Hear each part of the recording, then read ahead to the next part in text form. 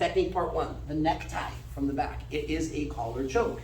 Obviously there's no collar in no-gi, so I can't do this. In no-gi, I have to do more like palm to skin connections, or I have to do short chokes or rear naked chokes. I can also do those in the gi, but I also have the luxury of the fabric of the collar, right? So we're gonna start from our seatbelt. I teach a very specific system when it comes from back control and the seatbelt.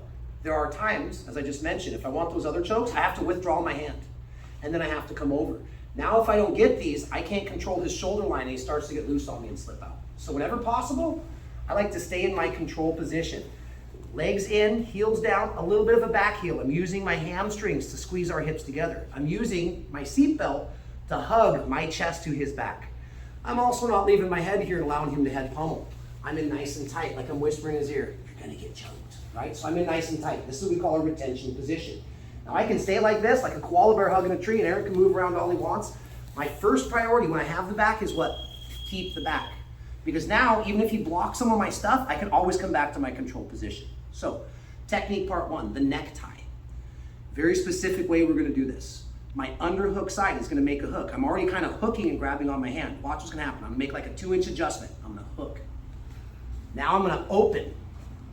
I'm gonna make a C or an L or a V, whatever you wanna call it. I need to get my thumb in the collar. Now the more collar I feed, the easier it's gonna be to tap him out. So I would suggest try to get your pointer knuckle all the way back by his carotid artery. So I go from the seatbelt. I'm gonna open, feed collar. Get a good grip. I'm gonna need this for leverage. Now, this is how easy this is. I simply open.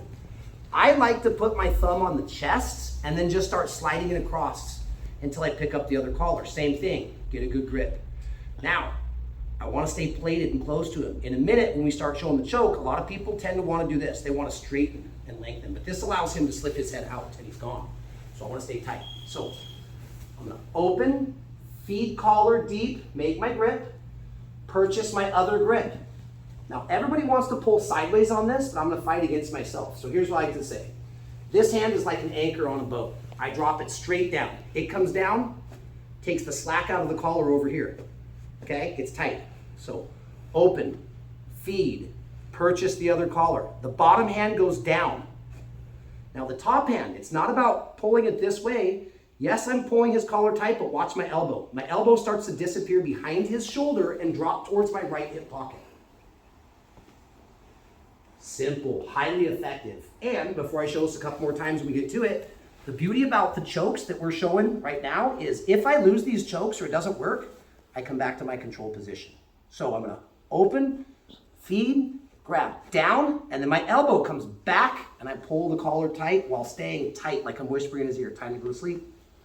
So medium speed, open, feed, grab, down, tight. We get good at the hand play game and it happens pretty quick. Super simple, super smooth, okay? So there's what I want us to run fundamentally. Now, sometimes you're gonna find that I get them here and some people are tough, they got big necks. I can't finish for some reason. Watch what's gonna happen now. I take my feet, I get them offline, okay? So I'm no longer in the middle. I'm gonna get my feet opposite side. I'm gonna look in the corner of his eye. Now as I'm doing everything the same, down and back, watch this leg. It's like a bow and arrow choke. I'm gonna lean and hike it up over his shoulder. Use my hamstring to back heel. Now it's the same thing, but I'm using my foot to push down. I choke. So our traditional choke, my legs stay attached. Sometimes that doesn't work, and I'll go easy on here. Let's say his neck's made out of rubber. Can't finish. Feet on the side, stay close. Hike your leg on top of his shoulder. I'm back heeling and kicking down while my elbow disappears. Maximum amount of leverage. And that one we can do pretty quick too. Okay? Don't kill your partners, please. Everybody likes to breathe and swallow and eat food and stuff. So just partner, when it gets a little bit tight, reward, remember, tap your partner, not the mat. Okay? I would suggest that I'm gonna do 5, he's gonna do 5. Why 5? Because if we change every 2, we spend half the round rotating, right? Ready? 1, 2, 3. So, I wanna show you something real quick, just so we know this method of throwing the leg over to amplify the choke. Today, we're pretty much just to start with, we're only gonna run it from seatbelt to necktie. 1, 2, 3, and now it's down and over, and if I still can't finish, stay tight, hug him over. Why do I stay tight? Why don't I go like this? Because Aaron's escape is going to be to unwind the choke. Now, if he ever does that, I still have other options. But today, let's talk about another classic, right? And everybody should know this, in my opinion. White belts to black belts, especially white belts, because if you can start practicing a white belt, by the time you get to black belt, you'll have hundreds, if not thousands, of reps on it. Again, going back to the series that I like to run from the seatbelt. Why? Because if a choke goes bad, I go back to my control. Technical name for this, and don't worry, I won't test you on this, but you'll hear me say these enough over time we spend time together, you'll get the technical names. And you guys have heard this 100 times, he hasn't. The reason why is, let's say you ever want to do a tournament, and I'm in your corner, and I say something like coat hanger choke. Some people know what a coat hanger choke is. As I try and lift his elbow, he drops his elbow down. If I call it by the technical name, kata hajime, weird name, but sooner or later you get used to it. Kata hajime, he has no idea what kata hajime is. His coach probably doesn't know. So this is going to be very similar. I'm going to open, feed lapel. Last time I went like this, I went down. Sometimes that gi is open or I can't find it. Other times I might just want to go right to coat hanger choke. So look, I'm going to open, feed. Whether I can't find this or I just want to let go, I'm going to drive my hand deep and palm the back of his skull. Throw my elbow high in the air. Now, my elbow comes back, I push his head forward, and the same exact thing with this elbow. I start to strangle. This is called a coat hanger choke because my hands kind of look like they're like this in a coat hanger. Okay. That's the simple term for it. So, same idea, guys. When I do the kata hajime, coat hanger choke, sometimes I can't get my hand deep enough or he starts fighting the elbow and I can't finish. We're going to do the same leg pummel. Here, here, here, here. And now I'm going to bite down, kick, and now my same elbow stays low, and I drag to the back of the mat. Same exact trick. So I can finish this traditionally. If I can't, and by the way, if this ever slips out, I can go into triangle chokes, triangle arm bars, back into arm bars. So we have a whole series that we can run from here. So very last time. Here's what I prefer that you guys do. Do a standard coat hanger choke, kata hajime. Get a soft tap. I'm not trying to strangle him. Little pressure, soft tap. Now, loosen up. Supercharge it. And remember, my foot is going down while my elbow and foot are going away from each other. That's it. Simple stuff, okay? Practice them both ways. Traditionally, and then just in case I can't get enough leverage, throw that leg over, use that as additional pressure to amplify the choke. Ready? 1, 2, 3. Let's just take all the mystery out of this one.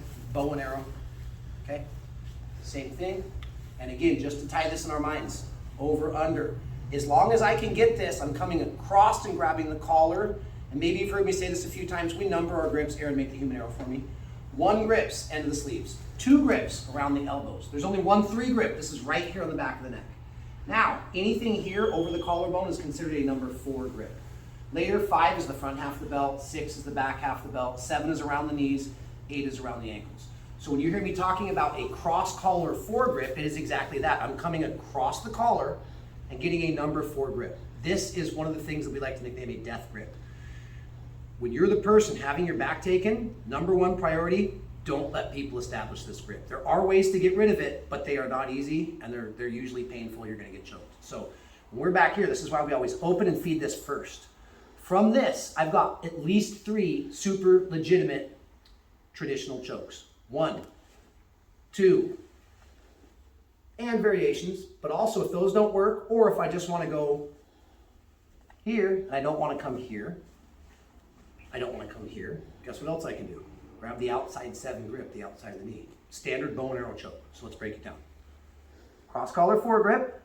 Now I'm going to reach down. It doesn't matter if my arm comes over his arm or if I pummel out. What really matters, and I like to, rather than just look for a grip, I like to slap the side of the knee with an open palm and then collect the material.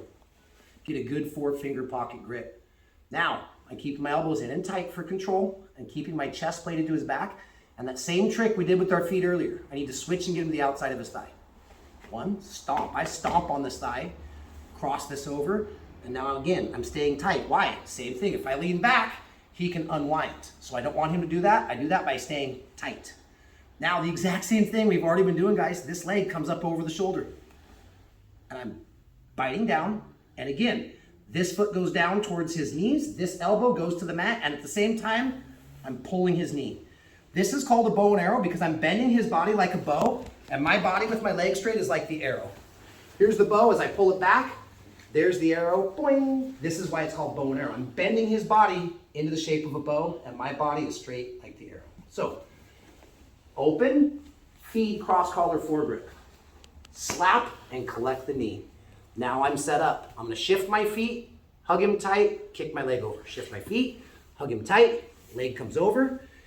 Bite, kick, pull, and pull. Both of my elbows run behind my spine.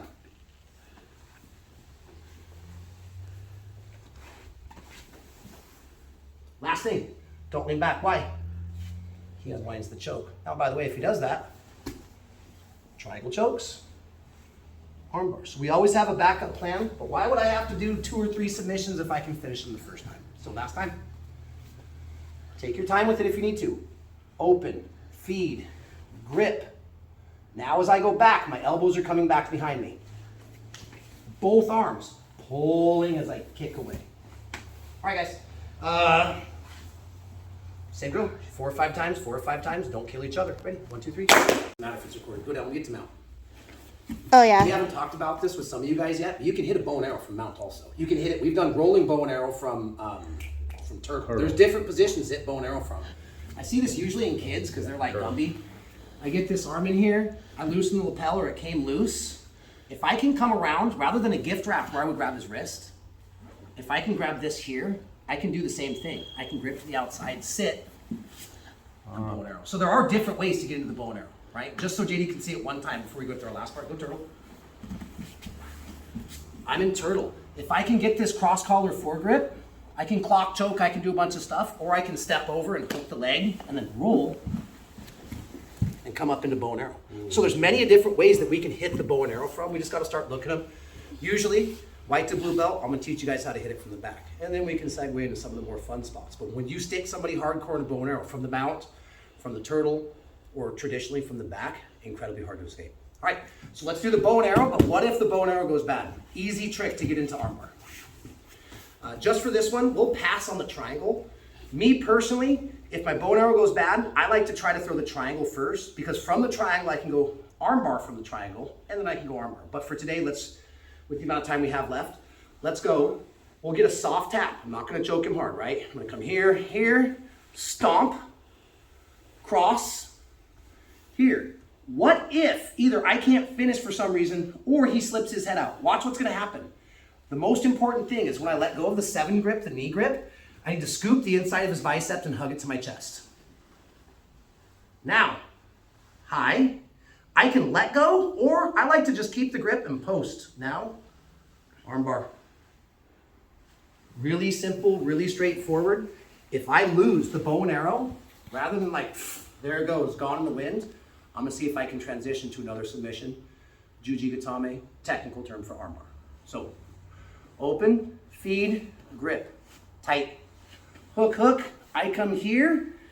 Aaron slips his head out. I keep my grip, roll in, push his head away, scoop the arm. Now, I'm over the head, 2 on 1 of the wrist. The medium speed will look like this without killing your partner. Oops, I lost the head. Armbar. Okay? The most important thing is don't let their arm travel back, because then they could maybe make a catch and I have to deal with that. So as I transition from the knee, here, not working, or I'm gonna lose it. Hook. Now, I post the chin and collapse. I never give your hands a chance to catch together, okay? All right, guys, same thing. 4 or 5 times, 4 or 5 times, 5 minutes, and those that wanna roll will be able to roll. Ready? 1, 2, 3.